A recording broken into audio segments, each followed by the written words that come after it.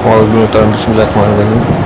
صل على محمد وعلى آل محمد كما صليت على إبراهيم وعلى آل إبراهيم إنك حميد مجيد. اللهم بارك على محمد وعلى آل محمد كما باركت على إبراهيم وعلى آل إبراهيم إنك حميد مجيد. اللہ تعالیٰ قرآن پاک کی آیات سورہ نمبر 3 آیات عمران، سورہ عمران کی آیات نمبر 104 میں ارشاد باری تعالیٰ ہے ترجمہ: اور تمہارے درمیان ایک جماعت ایسی ہونی چاہیے جس کے افراد لوگوں کو بھلائی کی طرف بلائیں، نیکی کی تلقین کریں اور برائی سے روکیں.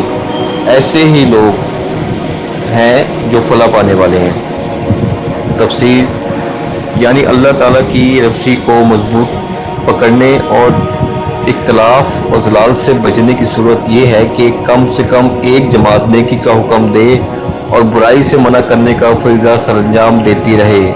جب تک اس قسم کی جماعت قائم رہے گی لوگ ہدایت پر رہیں گے. رسول اکرم صلی اللہ علیہ وآلہ وسلم نے فرمایا، تم میں سے جو شخص کوئی برائی دیکھے وہ اسے اپنے ہاتھ سے روکے،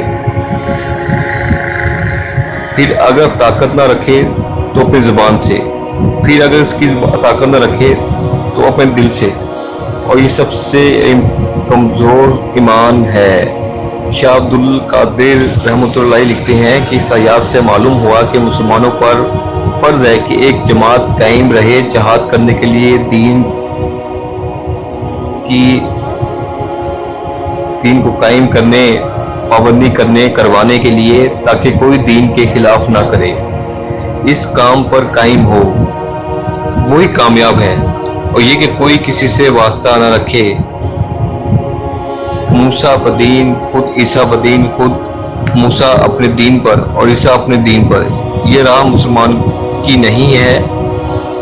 یہ تفسیر منکم کے مین کو بعض کے معنی میں لینے کی صورت میں ہے، جیسے کہ عام طور پر میں مین کو طبیعت کے لیے سمجھا جاتا ہے.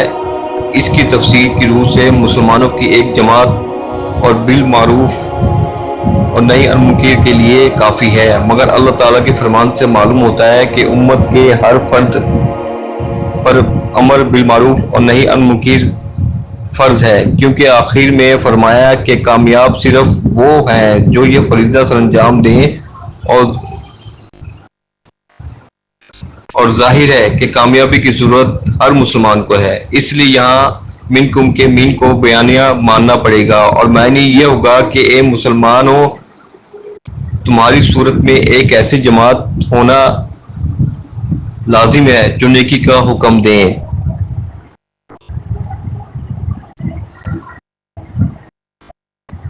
یہاں میں ایک بات کہنا چاہوں گا ناظرین، اس سے دیکھیں اس میں اب حدیث ہے کہ صلی اللہ علیہ وسلم فرمایا ہے کہ اگر کوئی برائی دیکھو تو اسے ہاتھ سے روکو، اگر اس کی طاقت نہیں رکھ سکتے تو زبان سے روکو، اگر اس کی طاقت نہیں روک سکتے تو اس دل میں برا کہو.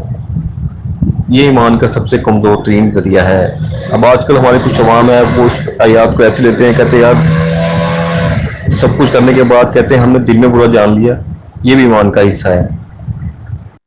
لیکن میرا خیال میں یہ آیت اس لیے ہے کہ دل میں برا وہ جانے جس کے لیے کوئی بالکل کمزور آدمی ہے، معذور ہے، کسی چیز سے بول نہیں سکتا، کچھ کر نہیں سکتا، ٹھیک ہے، اس کے ہاتھ پاؤں نہیں ہے، لیٹا ہوا ہے، یہ اس کے لیے ہے کہ وہ دل میں برا جانے.